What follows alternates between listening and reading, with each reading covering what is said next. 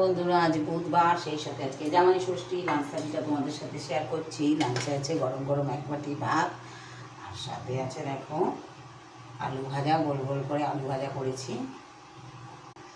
আলু ভাজা এটা কিন্তু আমি বাদাম দিয়ে করেছি, বাদাম আর পোস্ত দিয়ে লাল শাক ভাজা করেছি। আছে দেখো মুসুরির ডাল, আর এটা পেঁয়াজ রসুন টমেটো দিয়ে করেছি, কালো জিরে ফোড়ন দিয়েছি। দেখো মালাই এগ, আজকে একটু ইচ্ছা করছিল না এই গরমের মধ্যে বাজারে যাই, তাই এই মালাই এগটা তৈরি করছি। এই রেসিপি জানতে হলে তোমাদের ঝুমাস কিচেনে গিয়ে দেখতে হবে কীভাবে আমি এই মালাই এগটা বানিয়েছি। ঘরের তৈরি আমসত্ত্ব দিয়ে চাটনি করেছি, কাজু বাদাম আর রসগোল্লা নিয়ে নিচ্ছি। তো দেখো আমার কিন্তু লাঞ্চ থালিটা, আমার ষষ্ঠী স্পেশাল লাঞ্চ থালিটা গোছানো রেডি। তা ভিডিওটা ভালো লাগলে তোমরা লাইক করবে, কমেন্ট করবে, অবশ্যই চ্যানেলটিকে সাবস্ক্রাইব করবে।